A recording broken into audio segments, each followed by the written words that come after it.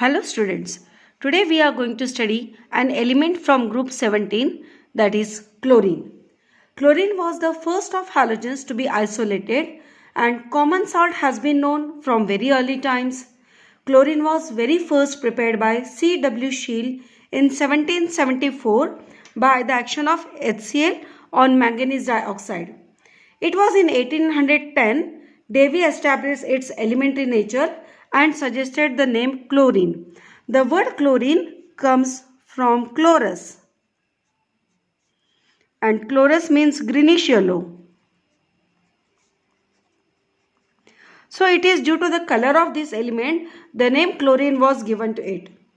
The bleaching action of chlorine was later on discovered by Scheele and then it was put to technical use.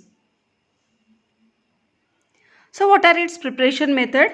It can be prepared by heating manganese dioxide with concentrated HCl, where we'll get manganese chloride and chlorine as a product. This was what was given by Scheele. But we can also use a mixture of common salt and concentrated H2SO4 in place of HCl. And we'll get the same product MnCl2, sodium hydrogen sulfate and chlorine. Chlorine can also be prepared by action of HCl on potassium permanganate. The products are potassium chloride, manganese chloride and chlorine. But the actual manufacture of chlorine takes place by Dacon's process. So the first equation represents Dacon's process. In this, HCl is treated with atmospheric oxygen in presence of catalysts like copper chloride at 723 Kelvin, where chlorine as a gas is obtained. Most common method which you have studied in your junior classes also, electrolysis of aqueous brine solution. Now what do you mean by aqueous brine solution? Aqueous solution of sodium chloride. And if we pass electric current through it, we get chlorine as a product which is liberated at anode. Hydrogen is liberated at cathode and sodium hydroxide is the another byproduct. This process is called as chlor-alkali process.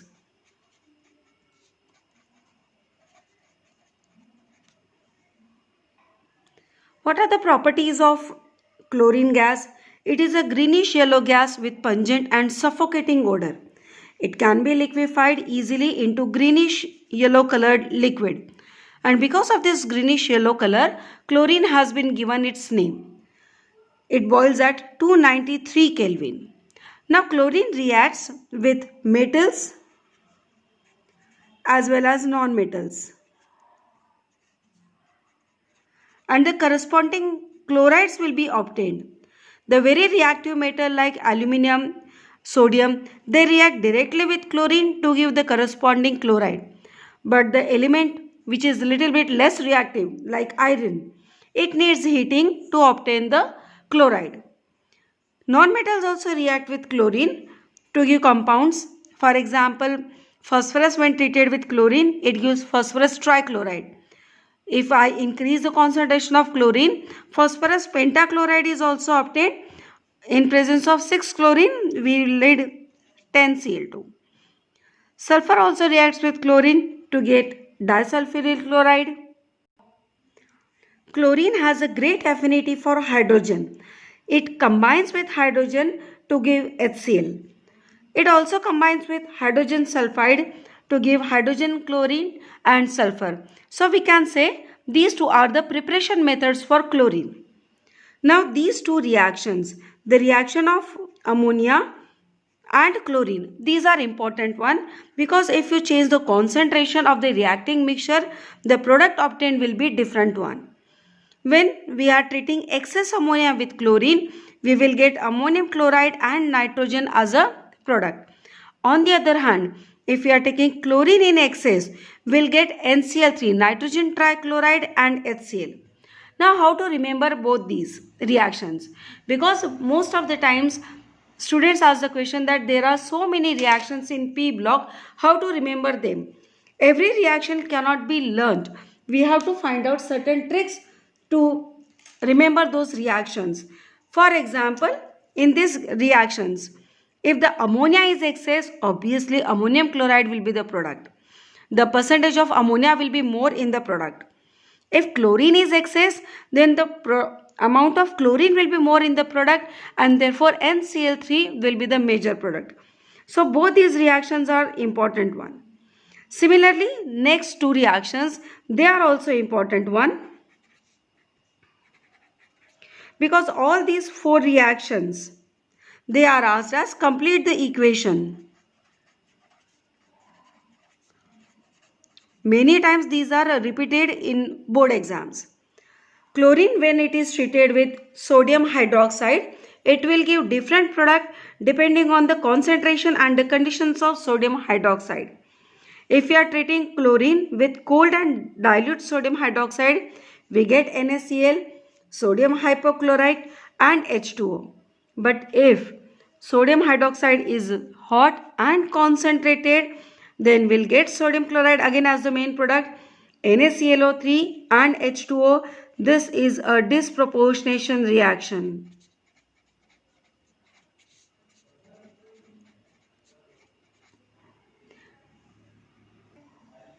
In this, chlorine which is in zero oxidation state will get reduced to -1, as well as will get oxidized to +5 oxidation state, and therefore it is called as disproportionation reaction. Again, it is very easy to remember the trick. If sodium hydroxide is hot and concentrated, we will require its more number of moles. So it will be 6 NaOH and 3 chlorine. The product in both the cases, NaCl and water, they are same.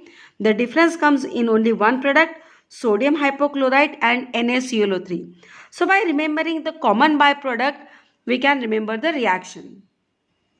If chlorine is passed to calcium hydroxide, it gives us bleaching powder. So the composition of bleaching powder will be a mixture of all these products.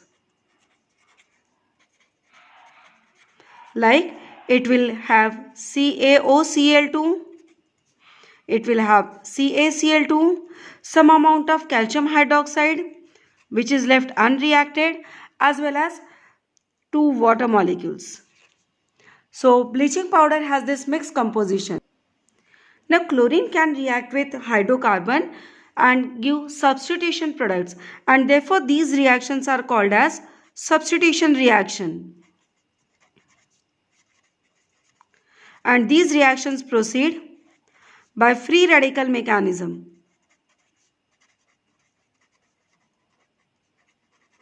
Like chlorine reacts with methane in presence of ultraviolet light to give chloromethane and HCl. The reaction continues further. Every time chlorine keep on substituting one hydrogen atom, and ultimately we get carbon tetrachloride as the product. We have seen that chlorine is greenish yellow in color, but chlorine water on standing loses that color. It is due to formation of HCl and HClO. Chlorine, that is chlorine water, if it stands for a long time, if it is exposed to air, it will form hydrogen chloride and hypochlorous acid. This hypochlorous acid is responsible for bleaching action of chlorine. Chlorine is a strong bleaching agent. Actually, HClO which is formed, it decomposes to give HCl and oxygen. So if we add both these reactions, we'll get chlorine water which on standing forms HCl, and as a result it loses its yellow color and nascent oxygen is obtained. Now this nascent oxygen is responsible for bleaching action of chlorine. The bleaching action of chlorine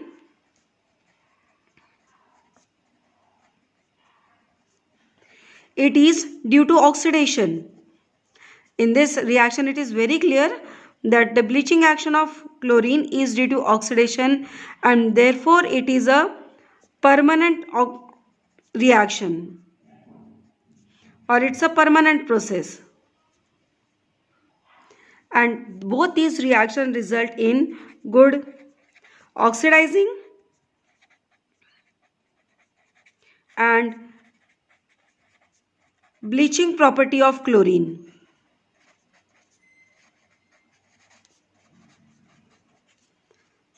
Give reason questions are framed from this topic, that why bleaching property of chlorine is a permanent process, why chlorine act as a good bleaching agent, why chlorine is a good oxidizing agent, etc.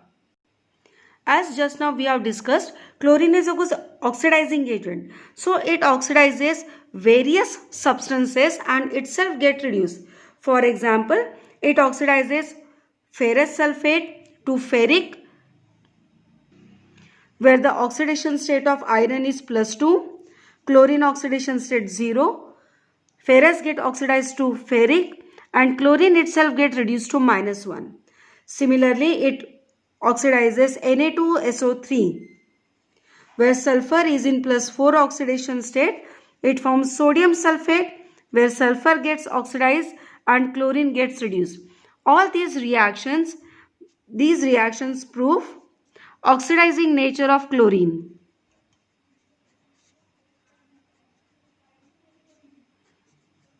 These reactions will prove oxidizing nature of chlorine.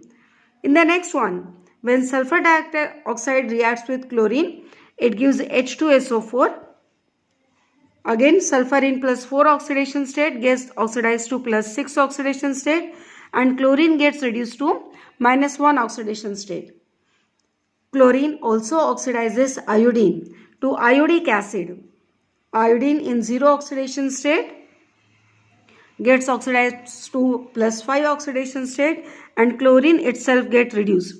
So all these reactions prove that chlorine is a strong oxidizing agent as well as it is a good bleaching agent. Uses of chlorine is one of the topic from which we can expect the questions. Chlorine is used for bleaching wood pulp, bleaching cotton and textile because of its nascent oxygen production and good bleaching action. Chlorine is also used in the extraction of gold and platinum. It is used in the manufacture of drugs and dyes, as well as the organic solvents like carbon tetrachloride, chloroform, DDT, etc. Chlorine, because of its oxidizing and bleaching action, it is used in sterilizing drinking water. Generally, the swimming pools, the water of the swimming pool, it is chlorinated and therefore it can sterilize the water. This last topic or the last use, we can expect many 1-mark questions from this.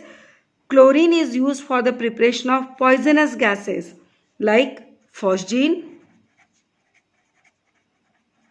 CCl3NO2, which is commonly called as tear gas, and mustard gas. So chlorine is used for making these poisonous gases. Tear gas is used to scatter the crowd. So that was all about chlorine.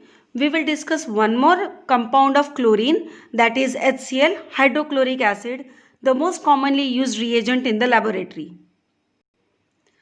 Hydrogen chloride. All of us have handled hydrogen chloride in the laboratory. It is prepared by the action of sodium chloride on concentrated sulfuric acid at 420 Kelvin, where sodium hydrogen sulfate is obtained and HCl is obtained in the gaseous form.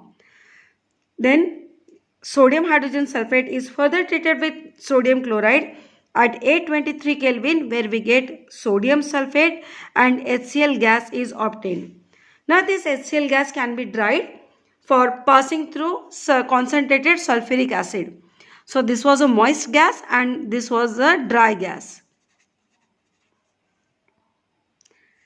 Properties. HCl is a colorless, pungent smelling gas. Actually, whatever HCl we are using in the laboratory, it is the aqueous solution of HCl. That is liquid HCl. We are passing this HCl gas through water, where we get aqueous HCl, and that we are using in the laboratory as a reagent. Now this reaction also indicates the extreme solubility of HCl in water, as well as very high Ka value, 10 to power 7, indicates that it's a strong acid.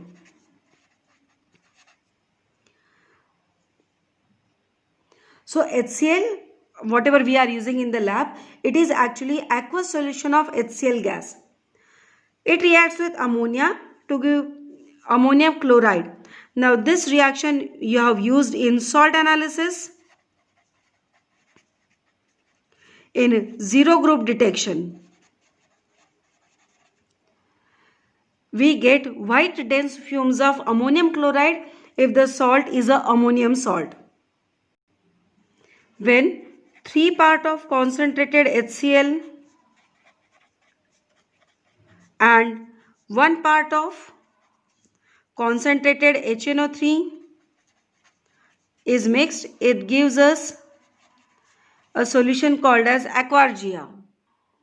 Aquargia is used for dissolving noble metals such as gold and platinum. Hydrogen chloride decomposes salts of weaker acid. For example, hydrogen chloride can decompose carbonates, hydrogen carbonates or sulfides to give the corresponding chloride, and either CO2 or SO2 is released as a byproduct. Whether it will react with carbonate or whether it will react with hydrogen carbonate, always H2O and CO2, these will be the common product. And if it react with sulfide, the only one difference in the product, it will be SO2. So NaCl will be the common product. Always remember the common products of the reaction and you can easily learn the reaction. So what are the uses of hydrogen chloride? It is used in the manufacture of chlorine, ammonium chloride, for deriving glucose from cornstarch.